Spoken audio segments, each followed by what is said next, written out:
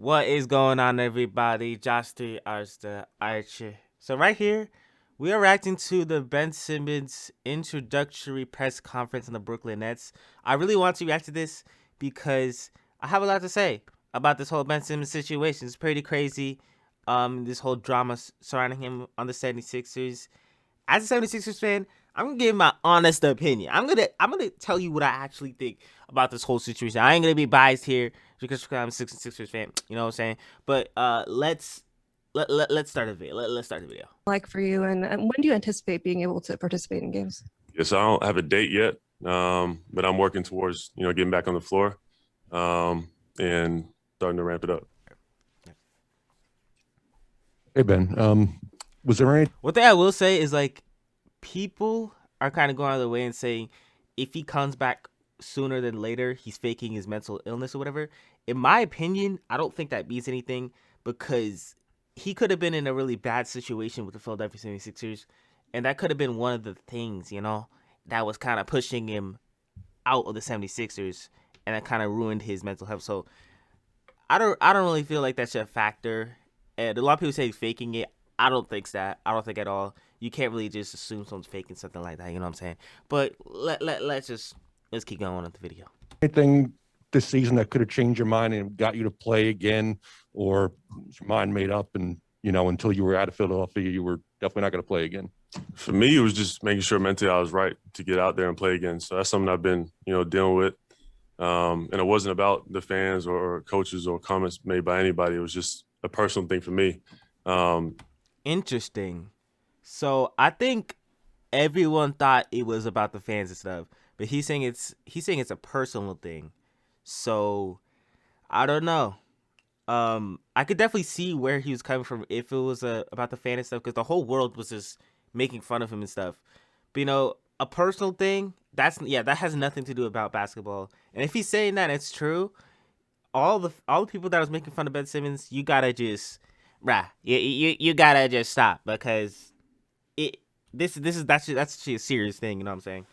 That was earlier than that series or even that season that I was dealing with. And that organization knew that, so it was something that I continue to deal with, and I'm getting there and getting to the right place to get back on the floor.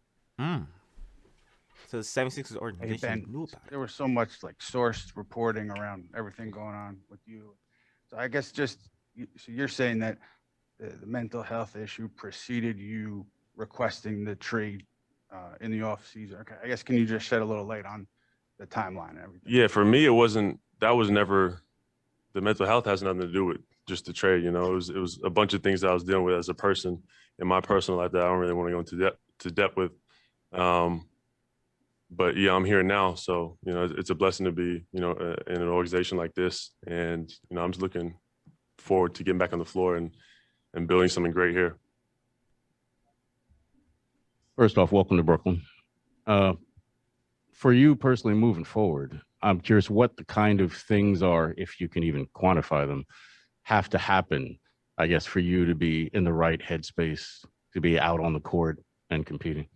Just staying on top of what I need to stay on top of, and being consistent with that is getting to the place where I can do that. People really forgetting that Ben Simmons was like so good. Hey Ben, I wanted to ask you a couple things. When you played your last game with the Sixers, what was going through your mind? What were your last emotions? And what was the straw that basically snapped that made you say that Hawks series? It's time to go. I don't think it was really that. It was more so just it was just piled up, a bunch of things that have gone over the years to where I just knew I wasn't myself, and I needed to get back into that place of being myself and being happy as a person, and taking care of my well-being. And that was the major thing for me. It wasn't about the basketball, it wasn't about the money, anything like that. I want to be who I am and get back to playing basketball at that level and being myself. And the last game. What's the just question? kind of what was going on through your mind after the last game. I need to get in a good place mentally, honestly. That was the main thing. And when you look at this roster, the makeup of this team, there are times where You could be on the floor with KD and Kyrie. You could be out there without either KD, one of them. Kyrie, How and Ben how do you see your Simmons. role in fitting That's in, gonna and be what pretty kind of good. conversations have you Can't had with lie. Steve about That's gonna what be that would be? that's gonna be Yes, I pretty think it's good just for the staying Nets. aggressive, playing to my strengths, and that's being a playmaker and making the right plays, setting my guys up, and then defensively, obviously, locking down who I need. So the Nets right now, they already got so much shooters on that Brooklyn Nets team. They don't even need Ben Simmons to shoot at all. They got Seth Curry, they got KD, Kyrie Irving, Patty Mills, and a lot of other shooters like Joe Harris. And it's gonna be really cool to see how Ben Simmons fits with this. My opinion, I feel like they should really put him at the power forward or even center position and kind of use him how he used to play in his older days. Because back in the day he was surrounded by a lot of shooters, right?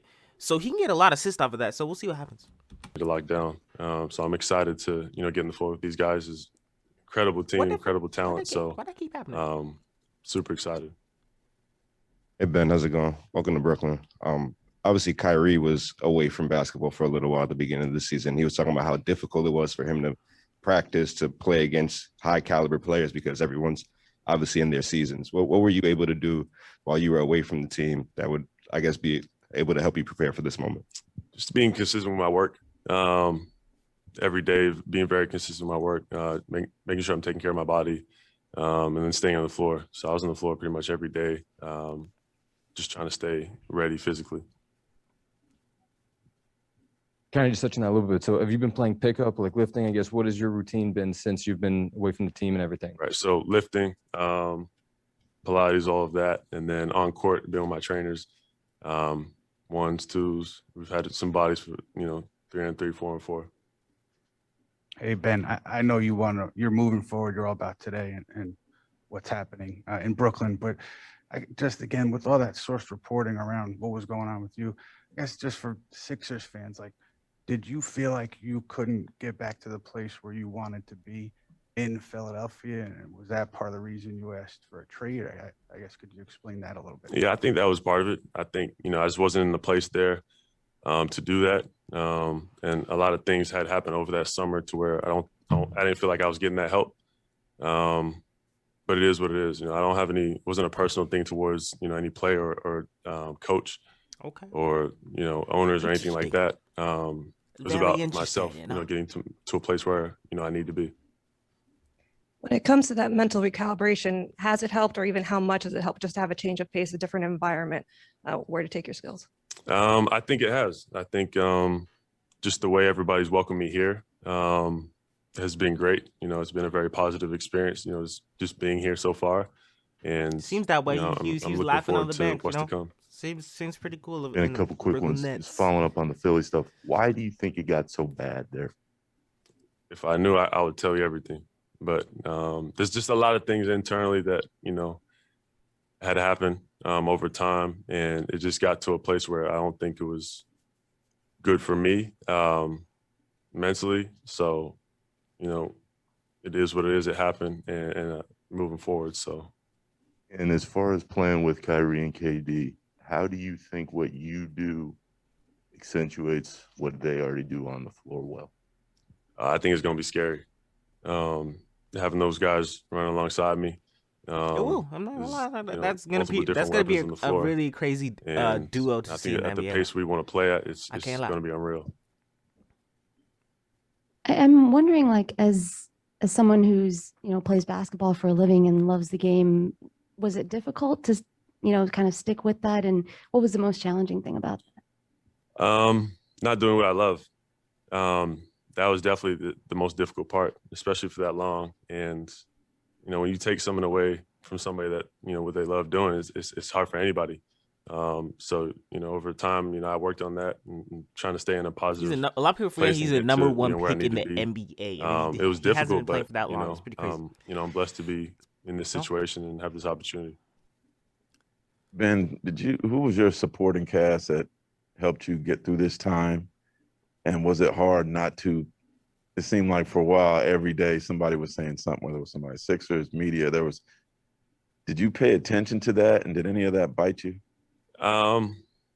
This is the first time I'm really speaking out, right? So last 6 months, I had everybody saying something, but not everybody knew. So I can't really say anything negative towards anybody that was saying something because they just didn't know.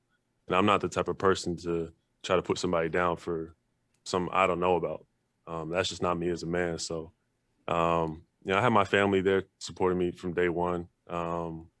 Friends, you know, I've made a ton of friends that work with the Sixers too. So it was never, you know, a personal thing. It was just for my well-being to get where I need to be to. And is there anything that was said that you heard that you'd like to clear up that you Man, if we'll be here for a while if that's the case. There's been, I mean, everybody has a source, right? There's hundreds of sources. I apologize if I'm getting ahead of ourselves too much, but you guys do have a game in Philly in a couple of weeks. Do you think you can be ready for that? You know, physically, mentally, you know, I imagine it's a pretty. I hope so. Lisa Salters. Hey Ben, just you saying that you That know you want to Philly get back game, to being the March guy, the 10th, player that is you gonna are be mentally, crazy. physically. All those Just fans where gonna are boo you him. now? It's gonna be like, Mentally, in my opinion, I feel physically? like it's gonna Where do be you the think you are? LeBron Physically, I return think, you know, to over Cleveland. last 6 months Like, I've that's been gonna be working, so pretty I feel crazy to see. physically pretty good. Mentally, I'm getting there, so it's an ongoing thing to just stay on top of that. But I think I'm heading in the right direction. Thank Hey you. Ben, you said you were looking forward to I'm gonna that skip game this a against the little Sixers. bit. I'm positive we can do that, and you know, I believe in, you know, coaches and the organization here and the players to do that. And secondly, you talked about having to get in the right mental space to be able to play.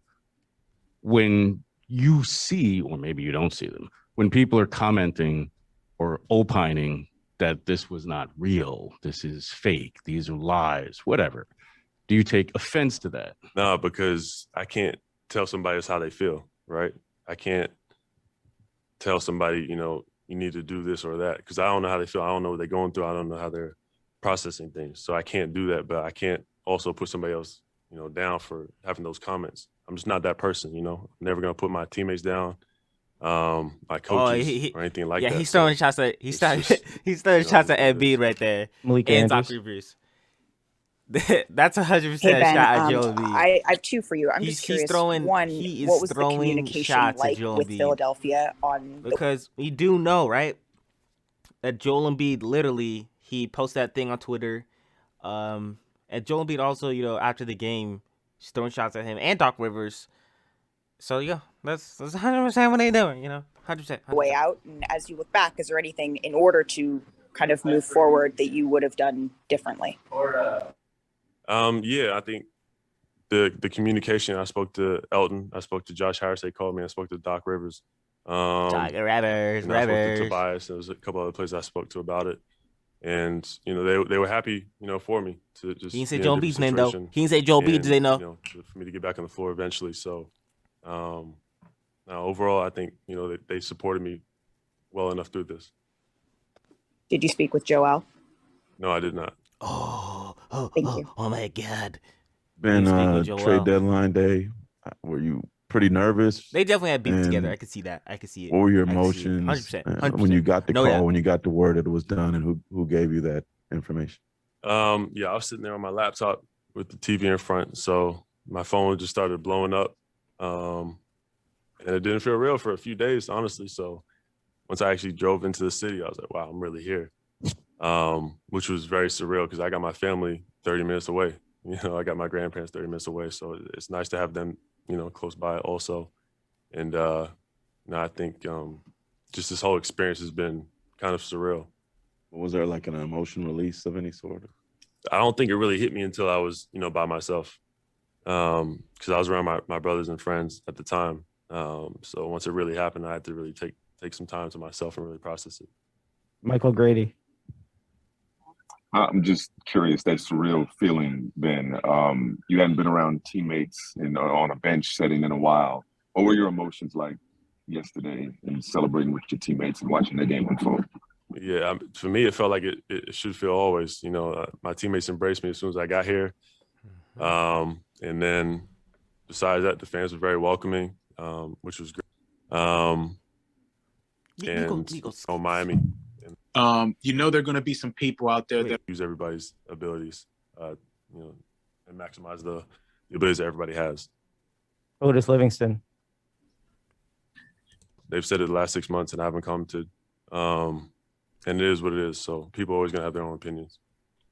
I understand all that. But that's something that, people should be acknowledged and addressed if they do feel like they need some help in areas. And it's okay to do that. All right, so that's gonna be the end of it. All I have to say is I don't really think he's lying about this, mental health thing, whatever. I feel like people should assume that when it comes to Ben Simmons. Another thing that's interesting is that he kind of seemed to take shots with about Joel Embiid and Doc Rivers. He did talk about his fit, KD, Kyrie Irving. With that being said, that's gonna wrap up things for this press conference.